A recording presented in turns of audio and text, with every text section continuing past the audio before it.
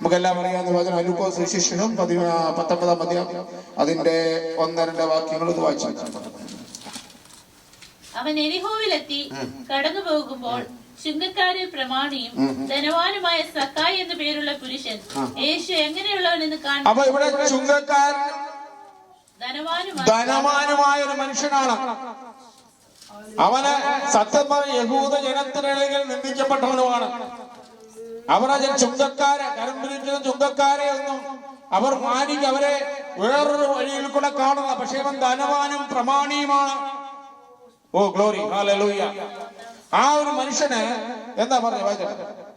ചുങ്കക്കാരിൽ പ്രമാണിയും ധനവാനുമായ സക്കായി എന്നു പേരുള്ള ഒരു മനുഷ്യൻ യേശു എങ്ങനെയുള്ളവനെന്ന് കാണാൻ. അവന്റെ ഹൃദയത്തിൽ യേശു, അവൻ ചുങ്കക്കാരനാണ്, അവൻ നിന്ദിക്കപ്പെട്ടവനാണ്, അവൻ ധനവാനാണ്, അവൻ പ്രമാണിയാണ്. ആമേൻ. എന്നാൽ അവന്റെ പ്രവൃത്തികളൊന്നും അവനെ വിശുദ്ധിയിലേക്ക് നയിക്കുന്നതല്ലെങ്കിൽ തന്നെ അവന്റെ ഹൃദയത്തില് ഒരു തോന്നലുണ്ടായി, യേശു എങ്ങനെയുള്ളവനെന്ന് എനിക്കൊന്ന് കാണുവാൻ. അവനെ കുറിച്ച് കേട്ടറിവുണ്ടായപ്പോൾ യേശു എങ്ങനെ ഉള്ളവൻ എന്നൊന്ന് അറിയണം. യേശുവിനെ കാണുവാൻ ഒരാഗ്രഹം അവന്റെ ഉള്ളത്തിലുണ്ടായി. പാപിയായിരിക്കെ തന്നെ യേശുവിനെ കാണുവാൻ നമ്മുടെ ഹൃദയത്തിന് ഒരു തോന്നൽ, ഒരാഗ്രഹം ഉണ്ടായാൽ യേശു നമ്മളെ തള്ളിക്കളയുന്നവനല്ല. നീ ആഗ്രഹിക്കുന്ന വണ്ണം നിന്റെ അടുത്തേക്ക് അടുത്തു വരുന്നവനായ യേശുവാണ്. ഹല്ലേലൂയ. യേശുവിനെ നിങ്ങളെ അന്വേഷിച്ചെന്നും പോകണ്ട.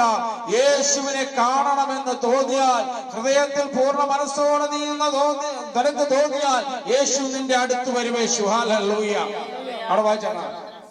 വളർച്ചയിൽ കുറിയവനും ആകൊണ്ട് പുരുഷാരം നിമിത്തം കഴിഞ്ഞില്ല.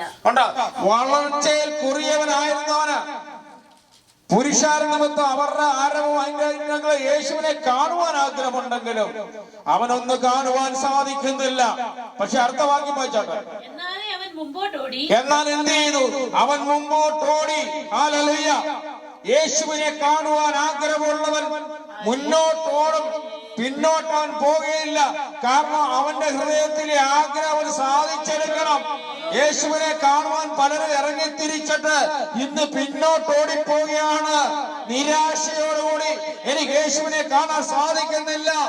അവൻ ആ വിശ്വാസം നഷ്ടപ്പെട്ട്, പ്രത്യാശ നഷ്ടപ്പെട്ട്, ദൈവ സ്നേഹം കുറഞ്ഞു പോയിട്ട് പുറകോട്ട് പോകുന്ന ഒരു അവസ്ഥയിലാകുമ്പോൾ ഇവിടെ ഒരു സക്കായി പാപിയായ മനുഷ്യന് അവന്റെ ഒരു പരിശ്രമത്തെ കുറിച്ചാണ് അവിടെ കാണിക്കുന്നത്. നമ്മൾ എത്ര പേർക്ക് പരിശ്രമമുണ്ട്? അവൻ യേശുവിനെ ഒന്ന് കാണുവാൻ എത്ര പേർക്ക് പരിശ്രമമുണ്ട്? നമ്മൾ കേട്ടറിഞ്ഞ് വിശ്വസിച്ചവരാണ് ഭാഗ്യവാന്മാർ തന്നെ. എങ്കിലും യേശുവിനെ ഒന്ന് കാണുവാൻ എത്ര പേർക്ക് ആഗ്രഹമുണ്ട്? ആമേൻ. ഹല്ലേലൂയ. അവനെ കാണേണ്ടതിന് ഒരു കാട്ടത്തിന്മേൽ കേറി യേശു അവനെ മുന്നോട്ടോടി എന്ന് പറയുന്നത് അവിടെ അവൻ നിരാശനായി. ഈ പുരുഷാരവത്തിന്റെ ഇടയിൽ വെച്ച് അവന് കാണാൻ സാധിക്കത്തില്ലെങ്കിലും കാണുവാൻ തക്ക ഒരു മാർഗം അന്വേഷിച്ച് അവൻ മുന്നോട്ടോടി. ഹല്ലേലൂയ. അവൻ ഓടി. അവൻ നിരാശനായില്ല. ആമേൻ. നിരാശയല്ല മനുഷ്യനെ പ്രത്യാശയിലേക്ക് നയിക്കുന്നത്. യേശുവിനുള്ള വിശ്വാസത്താൽ. ആമേൻ. വിശ്വാസത്താൽ നിന്റെ പ്രത്യാശ എന്നും ഉദിച്ചു നിൽക്കും. ആമേൻ. ആമേൻ. അവൻ നിരാശനായി പുറകോട്ട് മാറിയില്ല. യേശുവിനെ കാണണമെന്ന് അവന്റെ ആഗ്രഹം ഉണ്ടായിരുന്നു. ആഗ്രഹം വലുതായിരുന്നു. ആ വലുതായ ആഗ്രഹം കൊണ്ട് അവൻ മുന്നോട്ടോടി. ആമേൻ. ഓടി. എന്നിട്ട് എന്ത് ചെയ്തു? അവന് കാട്ടാത്തി വൃക്ഷത്തിൽ വലിഞ്ഞു കയറി. ഹല്ലേലൂയ. ആമേൻ. അവൻ ആരാന്നറിയാമോ? പ്രമാണിയാണ്. അവന് ധനമുണ്ട്. അവൻ ചുങ്കക്കാരനാണ്. ആമേൻ. സ്വത്തുവകളൊക്കെ ഇഷ്ടം പോലെയുള്ള മനുഷ്യനാണ്. ആ ദേശത്തെ ഒരു പ്രമാണിയാണ്. പക്ഷെ അവന്റെ ഹൃദയത്തിൽ ഒരു തോന്നലുണ്ടായി, എന്റെ യേശുവിനെ എനിക്കൊന്ന് കാണണം. എങ്ങനെയുള്ളവനാണ് ഇവനെന്നൊന്ന് അറിയണം. യേശുവിനെ എങ്ങനെയുള്ളവനെന്ന് അറിയാൻ നിന്റെ ഹൃദയത്തിൽ ആഗ്രഹം തോന്നിയാൽ നിന്നെ യേശു ആകർഷിക്കും.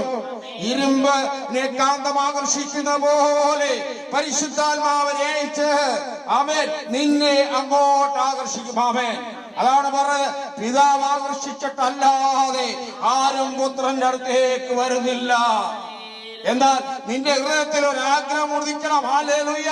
യേശുവിനെ കുറിച്ച്, രക്ഷയെ കുറിച്ച്, സ്വർഗത്തെ കുറിച്ച്, സ്വർഗത്തിൽ പാർപ്പണത്തെ കുറിച്ച്, ആമേൻ, ഇതിനെല്ലാം ഒരു ആഗ്രഹം നിന്റെ ഹൃദയത്തിൽ ഉണ്ടാകണം. ഹല്ലേലൂയ. സക്കായി കേട്ടറിഞ്ഞവനാണ്. ആമേൻ. യേശുവിനെ കാണുവാൻ അവൻ കാട്ടാത്തിലേക്ക് വലിച്ചു കയറി. യേശു വഴി വരികയായിരുന്നു. അവൻ ആ സ്ഥലത്തെത്തിയപ്പോൾ മേലോട്ട് നോക്കി. യേശു ആ വഴിയെ തന്നെ വന്നു. ഹല്ലേലൂയ. ഈ കാട്ടാത്ത നിൽക്കുന്ന സ്ഥലത്ത് കൂടെ യേശുവിന്റെ വരവ്. യേശുവിന് വേറെ വഴി കൂടെ എങ്ങും പോകുന്നില്ല. ഒന്ന്, യേശുവിനറിയാം ഇവൻ ഓടുന്നുണ്ട്, ഒരു സക്കായി ഓടുന്നുണ്ട്, എന്നെ കാണാൻ അവൻ ഓടുന്നത്. അവന്റെ ആഗ്രഹം ദൂരത്ത് നിന്ന് ലോകം സൃഷ്ടിക്കുന്നതിന് മുമ്പ് എന്റെ ദൈവം അറിഞ്ഞതായിരുന്നുകൊണ്ട് ഈ സക്കായിക്ക് വേണ്ടി ആ വഴിയെ കടന്നുപോയി. പക്ഷെ സക്കായി അറിഞ്ഞില്ല, ഞാൻ എന്റെ കഴിവ് കൊണ്ടാണ് കാട്ടാത്തി വൃക്ഷത്തെ വലിഞ്ഞു കയറി കയറിയത് യേശുവിനെ കാണുവാൻ വേണ്ടി.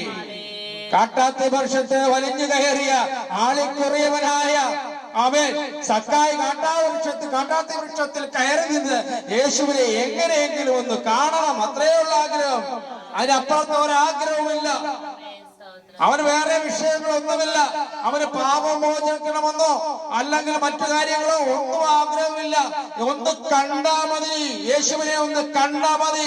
നമ്മൾ വിശ്വാസികളായ നമുക്ക് എന്റെ പ്രിയനെ കാണണമെന്ന് എത്ര പേർക്ക് ആഗ്രഹമുണ്ട്? ഹല്ലേലൂയ. കാട്ടാത്തി മേൽ കയറിയപ്പോൾ യേശു ഹല്ലേലൂയ അവിടെ വന്നു. ആമേൻ. കയറി കഴിഞ്ഞപ്പോൾ അവിടെ വന്നു. കാര്യം, ഈ കാലിന് പാപിയായ ഒരു മനുഷ്യൻ, അവൻ ചുങ്കക്കാരൻ്റെ ഒരു മനുഷ്യൻ, ആളിക്കുറിയ ഒരു മനുഷ്യൻ ഓടി കാട്ടാത്ത വൃക്ഷത്തിൽ കയറുമ്പോൾ കർത്താവിന്റെ ഉള്ളത്തിൽ സന്തോഷത്തിന്റെ ചിരി മുഴങ്ങി. ഹല്ലേലൂയ. ആമേൻ. അവിടെ വന്നപ്പോൾ എന്ത് ചെയ്തു?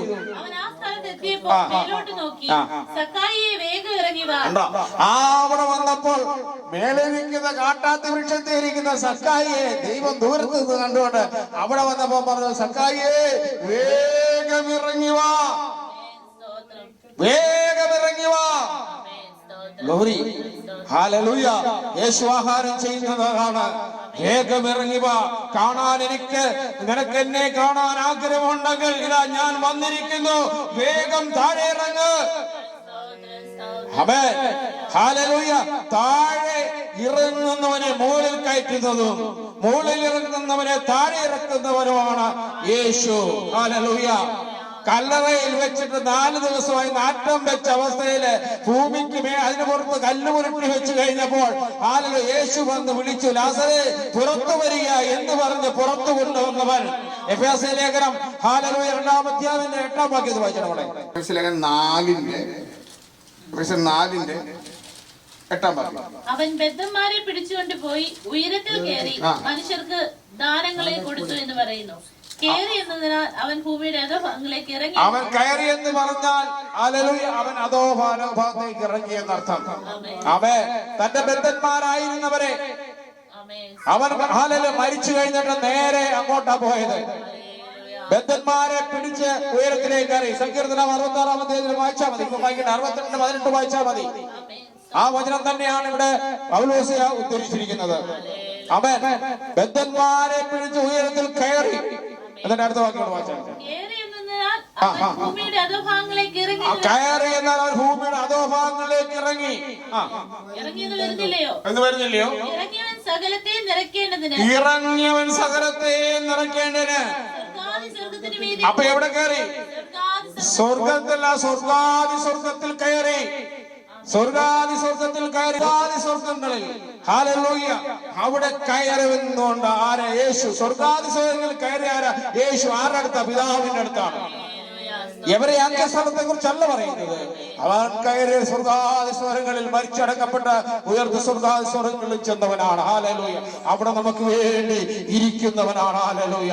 കൃപാസനത്തിൽ നമുക്ക് വേണ്ടി ഏത് സമയം നമുക്ക് വേണ്ടി പക്ഷപാതം ചെയ്യുന്നവനാണ്. ഹല്ലേലൂയ. സ്തോത്രം. നമുക്ക് തിരിച്ചു വരാം. ഹല്ലേലൂയ. സക്കായിയെ വേഗം ഇറങ്ങി വാ. ഞാൻ ഇന്ന് നിന്റെ വീട്ടിൽ പാർക്കണം. യേശു മുൻകൂട്ടി അറിഞ്ഞിട്ട് തന്നെയാണ് ഭൂമിയിലേക്ക് വരുന്നതിന് മുമ്പേ, വിശുദ്ധ മറിയത്തിന്റെ ഉദരത്തിൽ രൂപം കൊള്ളുന്നതിന് മുമ്പേ അവന് പദ്ധതിയാണ് സക്കായിയുടെ വീട്ടിൽ ഒരു ദിവസം പാർക്കണമെന്ന്. യേശുവിന്റെ നാമത്തില് യെരൂശലേമിൽ എമ്മൗസിലേക്ക് യാത്ര ചെയ്യുന്ന ആ ഒരു കുടുംബത്തിലെ മുന്നിലും യേശു അവിടെ ചെന്ന് അവരുടെ കൂടെ പാർക്കുവാനിടയിൽ. ആമേൻ, ഹല്ലേലൂയ. യേശു പാർക്കുവാൻ ആഗ്രഹിക്കും നമ്മുടെ ഭവനങ്ങളില്. ആമേൻ. എത്ര പേര് നമ്മുടെ ഭവനം അതിനു വേണ്ടി ഒരുക്കി കൊടുക്കും? ആമേൻ. വെളിപ്പാട് പുസ്തകം 3:20 ഇങ്ങനെ പറയുന്നു, ഞാൻ വാതിൽ തുറന്ന് മുട്ടുന്നു, ആരെങ്കിലും എന്റെ ശബ്ദം കേട്ട് വാതിൽ തുറന്ന് ഞാൻ അവരോട് വസിക്കുക അത്താഴം കഴിക്കുകയും ചെയ്യുമെന്ന് പറയുമ്പോൾ യേശു ആഗ്രഹിക്കുന്നത് നമ്മോടുകൂടെ വസിക്കുവാനും നമ്മുടെ കൂടെ ഭക്ഷണം കഴിക്കുവാനുമാണ് ആഗ്രഹിക്കുന്നത്. യേശു നമ്മുടെ ഭവനത്തിൽ വന്ന് അപ്പം നുറുക്കി ആ അപ്പം തരുന്ന വാഴ്ത്തി തരുന്ന അപ്പത്തെ ഭക്ഷിക്കുവാൻ എത്ര പേർക്ക് ആഗ്രഹമുണ്ടാവും? ഹല്ലേലൂയ, സ്തോത്രം, ഹല്ലേലൂയ, സ്തോത്രം. ആമേൻ. നിന്റെ വീട്ടിൽ നിന്ന് പാർക്കേണ്ടതാകുന്നു. ആമേൻ, ആമേൻ. തീരുമാനമെടുത്തു വന്നതാണ്. സക്കായി അറിയുന്നില്ല. സക്കായിക്ക് ഒറ്റ ആഗ്രഹമുള്ള യേശുവിനെ ഒന്ന് കാണണം. ആമേൻ. കാണാൻ യാതൊരു രക്ഷയുമില്ലെന്ന് കണ്ടപ്പോൾ ഓട്ടം പിടിച്ചു ഓടിച്ചെന്ന് കാട്ടാത്തി വൃക്ഷത്തെ കയറി. ഇതാ യേശു വിടത്തില്ല, പുറകെ ഉണ്ട്. ആമേൻ, ആമേൻ. ആഗ്രഹമുള്ളതിന്റെ പിന്നാലെ വരും അവൻ. ഹല്ലേലൂയ. കാട്ടാത്തി വൃക്ഷത്തിൽ നീ കയറിയിരുന്നാൽ നിന്റെ ആഗ്രഹം അനുസരിച്ച് അവൻ കാട്ടാത്തി വൃക്ഷത്തിന്റെ ചുവട്ടിൽ വന്ന് നിന്നെ വിളിക്കും, സക്കായിയെ വേഗം ഇറങ്ങി വാ. ആമേൻ, ഹല്ലേലൂയ. വേഗം ഇറങ്ങി വാ. ഇറങ്ങി വന്നു യേശു എന്ന് പറയുന്നു. അവൻ ബന്ധപ്പെട്ട് ഇറങ്ങി സന്തോഷത്തോടെ. അവനെ ഇറക്കവും അതുപോലെ ബന്ധപ്പാടാണ്. ഈ വൃക്ഷത്തെ കയറിയതിനേക്കാൾ ബന്ധപ്പാട് അവിടെ ഇറക്കവും. ആളിക്കുറിയവനാണ്. വൃക്ഷത്തിന്റെ അവസ്ഥ അങ്ങനെയാണ്. നമ്മുടെ കൂട്ടർ ഏടി വെച്ച് കയറിയതല്ല, ഫ്ലൈപ്പിട്ട് കയറിയതല്ല, ആരും കയറ്റിയതല്ല, ആരും ഗോവേനെ കൊണ്ട് കൊടുത്തില്ല. പക്ഷെ അവന്റെ ഹൃദയത്തിലെ ആഗ്രഹം യേശുവിനെ ഒന്ന് കാണണം. ഞാൻ ഈ കാട്ടാത്തി വൃക്ഷത്തെ കയറും. അവൻ നോക്കിയപ്പോൾ അവിടെ ആ ഒരു കാട്ടാത്തി വൃക്ഷമേ ഉള്ള ഒരു മാർഗം യേശുവിനെ ഒന്ന് കാണുവാൻ. ആമേൻ. ആ കാട്ടാത്തി വൃക്ഷത്തിൽ അവൻ കയറി. ആമേൻ. കയറി യേശുവിനെ കാണുവാൻ ആഗ്രഹിച്ചപ്പോൾ അതിന് ചുവട്ടിൽ വന്ന് വിളിക്കുകയാണ്, ഓ സക്കായിയെ വേഗം ഇറങ്ങി വാ, ഇന്ന് ഞാൻ നിന്റെ കൂടെ പാർക്കേണ്ടതാകുന്നു. ആമേൻ. നമ്മൾ എത്ര പേർ യേശുവിനെ ക്ഷണിക്കുന്നുണ്ട്? യേശു വരാൻ തുടങ്ങുമ്പോൾ അറിയാം പല കള്ളികളും പുറത്തിയാടും. ആമേൻ. സകല കള്ളങ്ങളും പുറത്തിയാടും. അകത്ത് വസിക്കുന്ന സകല അശുദ്ധികളും കാപട്യങ്ങളും കള്ളങ്ങളും വഞ്ചനകളും കള്ളം പറയുന്നതും എല്ലാം പുറത്തിയാടും. ആത്മാർത്ഥമായ യേശുവിന്റെ അടുത്ത് ചെല്ലുകയാൽ യേശു അകത്ത് വന്നാലോ ഉണ്ടാകുന്ന അവസ്ഥയാതാ. അവൻ എന്താണെന്നറിയാമോ? നമുക്ക് ലോകവും വേണം, യേശുവും വേണം. പറ്റത്തില്ല. രണ്ടു വള്ളത്തെ കാലി ഓട്ടാൻ പറ്റത്തില്ല. ദൈവത്തെ മാമോനെ സേവിക്കാൻ പറ്റത്തില്ല. യേശുവിനെ നീ സ്നേഹിക്കുന്നവരാണെങ്കിൽ നീ മാമോനെ ത്യജിച്ചേ മതിയാവും എന്ന് മകനം പറഞ്ഞല്ലോ. നിക്ഷേപം സ്വർഗത്തിലായിരിക്കണം. ഞാൻ അവിടേക്ക് വരുന്നുണ്ട്. ഹല്ലേലൂയ, സ്വതന്ത്രം. അവൻ ബന്ധപ്പെട്ട് ഇറങ്ങി സന്തോഷത്തോടെ അവനെ കൈക്കൊണ്ടു. അവൻ ബന്ധപ്പെട്ടിറങ്ങി. എന്നിട്ട് എന്താ? അവൻ യേശുവിനെ കൈക്കൊണ്ടത് എങ്ങനെ? സന്തോഷത്തോടെ. എന്തുകൊണ്ട്? ആമേൻ. അവൻ യേശുവിനെ കാണുവാൻ ആഗ്രഹിച്ചപ്പോൾ അതേ യേശു ആ കാട്ടാത്തി വൃക്ഷത്തിന് ചുവട്ടിൽ വന്നെന്ന് പറയാണ്, വേഗം ഇറങ്ങി വാ, ഇന്ന് നിന്റെ കൂടെ പാർക്കണമെന്ന്. അവന്റെ ഹൃദയത്തിൽ അവൻ ചുങ്കക്കാരൻ പാപികളാണ്. ആ പാപത്തെ കുറിച്ച് അവന് ബോധമില്ലായിരുന്നു. ആമേൻ. അതുകൊണ്ടാണ് ആ പാപത്തെ കുറിച്ച് അവന് ബോധമില്ലായിരുന്നുകൊണ്ട് അവൻ സന്തോഷത്തോടെ യേശുവിനെ സ്വീകരിക്കുകയാണ്. യേശുവിനെ സന്തോഷത്തോടെ സ്വീകരിക്കുന്നവന് പാപമോചനമുണ്ട്. നീ യേശുവിനെ സന്തോഷത്തോടെ വിശ്വാസത്താൽ സ്വീകരിച്ചാൽ നിനക്ക് പാപമോചനമുണ്ട്. ഇല്ല, നിന്റെ പാപം കറക്കം വെള്ളി പോലെ കിടക്കും. നിന്റെ ജീവിതത്തില് പാപം മോചിക്കപ്പെടത്തില്ല. ഹല്ലേലൂയ, യേശുവിന്റെ നാമത്തിൽ. സന്തോഷത്തോടെ അവനെ കൈക്കൊണ്ടു. കണ്ടവരെല്ലാം അവൻ പാപിയായി. കണ്ടവരൊക്കെ പറയും പാപിയുടെ കൂടെ വിശുദ്ധനായ യേശു താമസിക്കാൻ പോകുന്നു. ആമേൻ. കളിയാക്കാൻ ഒരു കൂട്ടമുണ്ടായിരിക്കാം. നീ വിശ്വാസത്തിലേക്ക് കടന്നു വരുമ്പോൾ, യേശുവിനെ നീ കൈക്കൊണ്ട് വരുമ്പോൾ, യേശുവിനെ നീ സന്തോഷത്തിന്റെ വീട്ടിലേക്ക് ക്ഷണിക്കുമ്പോൾ, നിന്റെ ഹൃദയത്തിലേക്ക് ക്ഷണിക്കുമ്പോൾ കളിയാക്കാൻ അനേകം ആൾക്കാർ കാണും. ഹല്ലേലൂയ. ആണ് ഈ പാപിയായ ഒരു മനുഷ്യന്റെ കൂടെ. പാപികളെ രക്ഷിക്കുവാനാണ് ഇവനിവിടേക്ക് ഇറങ്ങി വന്നത്. നഷ്ടപ്പെട്ട ആടിനെ അന്വേഷിച്ചാണ് അവൻ ഇറങ്ങി വന്നതെന്ന്. ഹല്ലേലൂയ.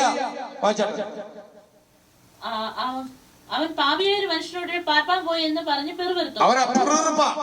ആമേൻ. ഇവിടെ പിറുപിറുപ്പ ഏറ്റവും കൂടുതൽ. ഹല്ലേലൂയ. നമ്മള് മറ്റുള്ളവരെ കുറിച്ച് പിറുപിറുത്തോണ്ടിരിക്കുക. പക്ഷെ നമ്മളെ കുറിച്ച് മനസ്സിലാക്കുന്നുമില്ല. ആദ്യം പിറുപിറുപ്പ് മാറ്റണം യേശുവിന്റെ നാമത്തില്.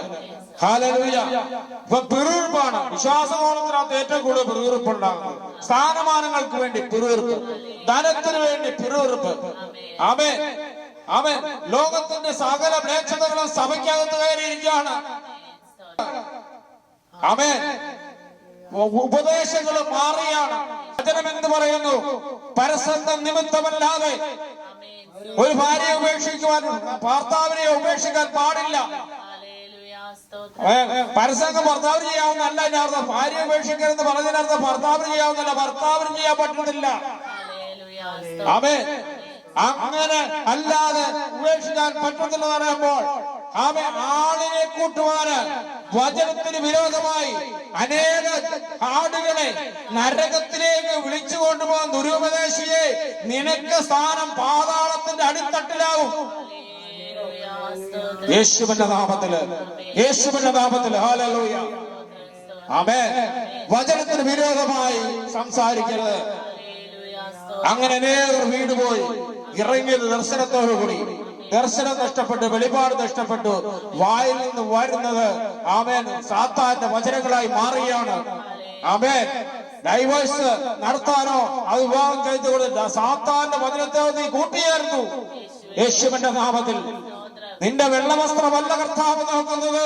നിന്റെ വായിൽ നിന്ന് വന്ന് അനേകരെ വഴിതെറ്റിക്കുന്ന നിന്റെ വായിൽ നിന്ന് വന്ന സാത്താന്റെ വചനമാണ് നിനക്ക് വിധിയായി വരുന്നത്. യേശുവിന്റെ നാമത്തില്. ഗ്ലോറി. സക്കായിയോ നിന്ന് കർത്താവിനോട്, കർത്താവേ, എന്റെ വസ്തുവകയിൽ പാതി ഞാൻ ദരിദ്രർക്ക് കൊടുക്കുന്നുണ്ട്. കണ്ടോ? കർത്താവിന്റെ ഇറമ്പിൽ അല്പനേരം ഇരുന്ന് യേശു ഭവനത്തിൽ കയറി വന്നു. യേശുമായിട്ട് സംസാരിച്ചു. സന്തോഷത്തോടെ കൈക്കൊണ്ടുപോയ പാപിയായ ഒരു സക്കായിയുടെ അവസ്ഥയ്ക്ക് ഒരു മാറ്റം വന്നത് കണ്ടോ? ആമേൻ. ഹല്ലേലൂയ. യേശുവിന്റെ നാമത്തില്. ഹല്ലേലൂയ. വചനം. കർത്താവേ, എന്റെ വസ്തുവകയിൽ പാതി ഞാൻ ദരിദ്രർക്ക്. ഒന്ന് പറയുന്നു, എന്റെ വസ്തുവകകള്. അവൻ ഇത് അന്യായമായതല്ല, ന്യായമായ കാര്യം അവന്റെ കയ്യിരുന്നത്. അവന്റെ ന്യായമായ കാര്യത്തിൽ നിന്ന് പകുതി ഞാൻ കൊടുക്കാൻ തയ്യാറായി. ഹല്ലേലൂയ. ഇത് മനസാന്തരമുള്ളവൻ അതാണ് ഉണ്ടാകുന്നത്. ആമേൻ. വല്ലതും ചെതുവായി വാങ്ങിയിട്ടുണ്ടെങ്കിൽ 4 മടങ്ങ് മടക്കി കൊടുക്കും. ഇനി അടുത്തത് അന്യായമായി ഞാൻ പാപമായി വാങ്ങിച്ചത്, ആമേൻ, ചതിവായി വാങ്ങിച്ചത്, അതിന്റെ എത്ര കൊടുക്കുന്നത്? 4 മടങ്ങ്.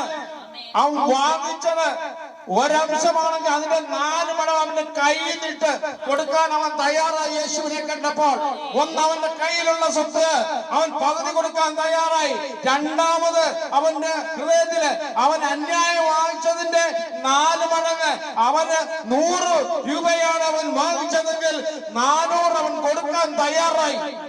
കയ്യിൽ നിന്നിട്ട് ഇന്ന് ഞാൻ കൊണ്ടുപോവാ ദശാംശ വിലയ്ക്ക് കൊണ്ടുവന്നത്തെ അപ്പോസ്തലന്മാര്, അന്നത്തെ അപ്പോസ്തലന്മാർ അങ്ങനല്ലായിരുന്നു. ഓരോ ഉടുതുണിക്ക് മറുതുണിയില്ലാതെ, ഒരു നേരത്തെ ആഹാരമില്ലാതെ, പട്ടിണി, തടവ്.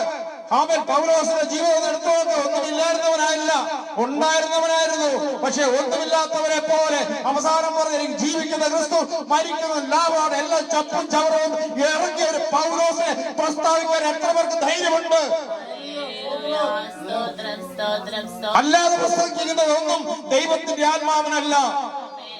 ധനത്തെ കുറിച്ചും ലോകത്തിന്റെ അനുഗ്രഹത്തിനും ലോക ഇച്ഛയെ കുറിച്ചും പ്രസംഗിക്കുന്നവനും ദൈവത്തിന്റെ ആത്മാവിനാലുള്ളവനല്ല പ്രസംഗിക്കുന്നത്.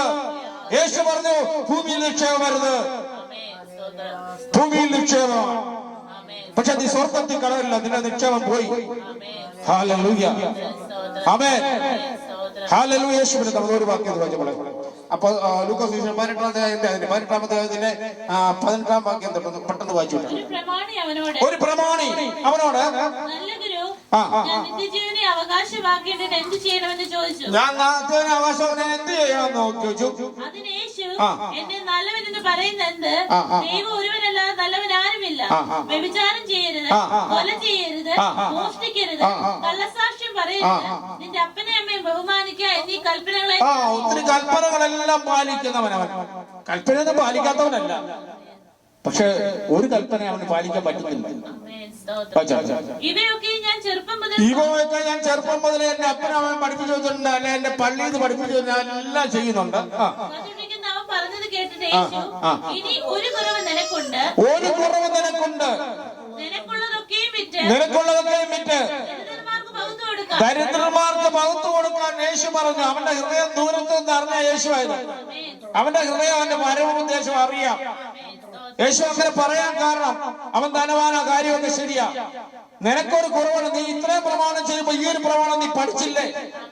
നിനക്കുള്ളതെല്ലാം വിറ്റ് ദരിദ്രന്മാർക്ക് കൊടുക്കാം. എന്നാൽ എവിടെയുണ്ട് അവന്റെ നിക്ഷേപം? സ്വർഗത്തിൽ. അപ്പോൾ തന്നെ നിന്റെ നിക്ഷേപം സ്വർഗത്ത് കൂട്ടിവെക്കുകയാണ്.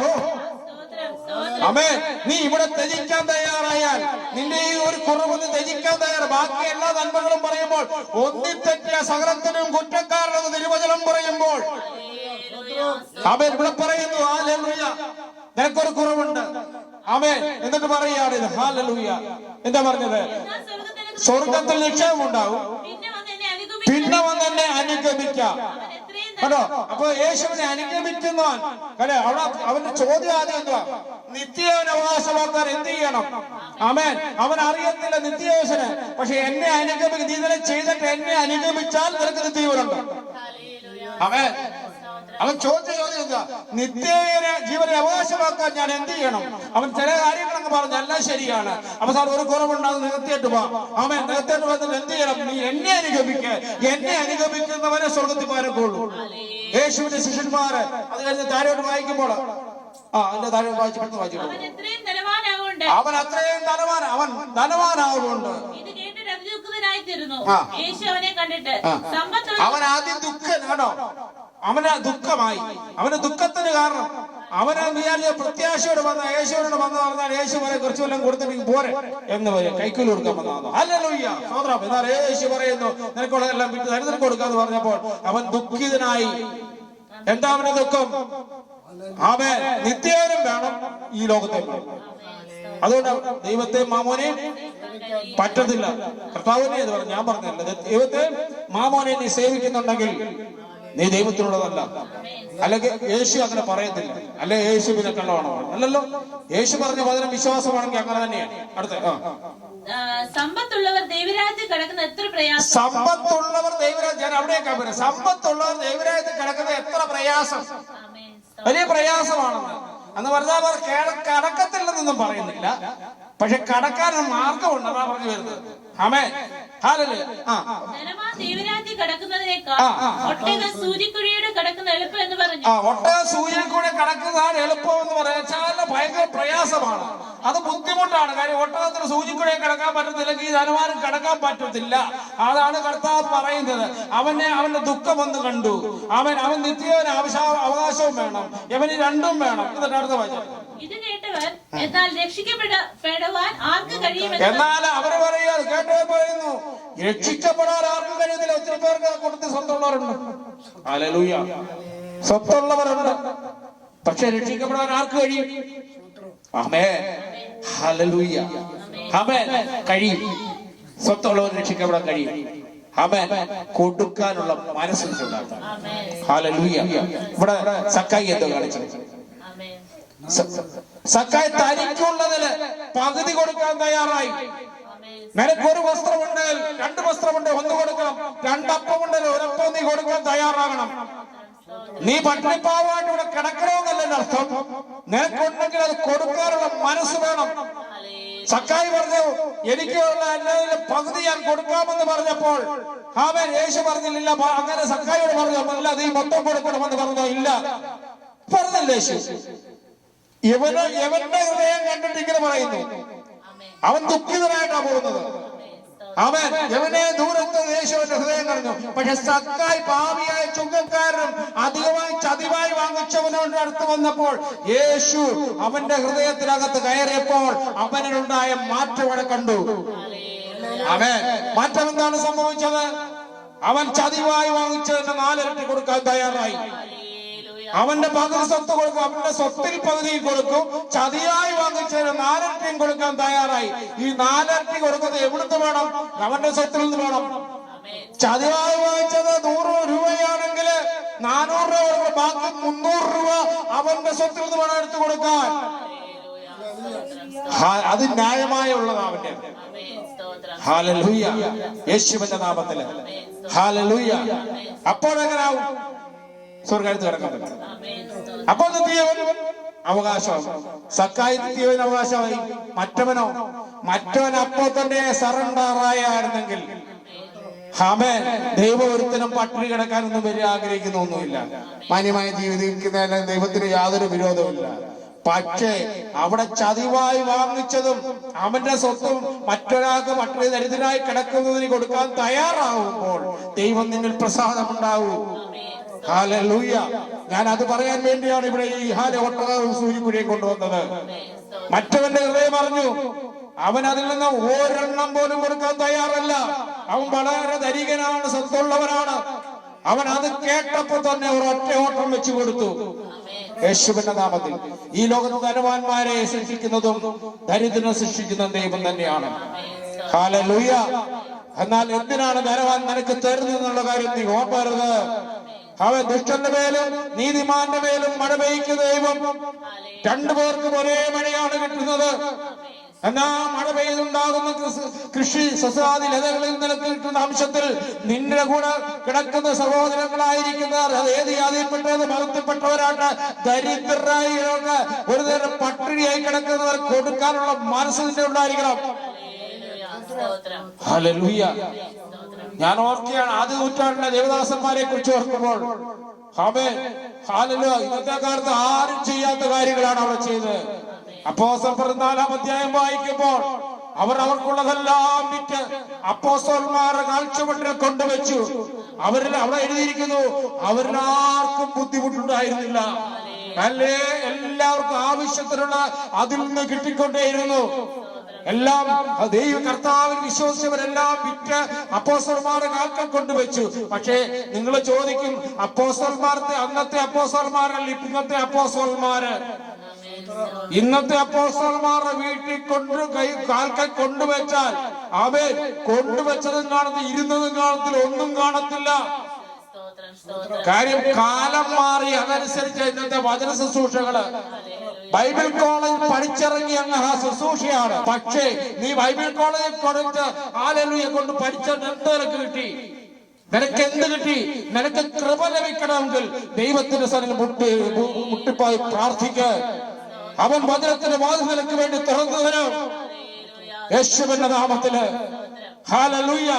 വിശുദ്ധന്മാരായ സാക്ഷികളുടെ സമൂഹം മാത്രമല്ലല്ലോ, അവൻ വീണ്ടുപോയ ഒരു സമൂഹമില്ലേ? ശലോമോൻ വിശ്വാസത്തിന്റെ പട്ടികയിൽ കയറിയോ?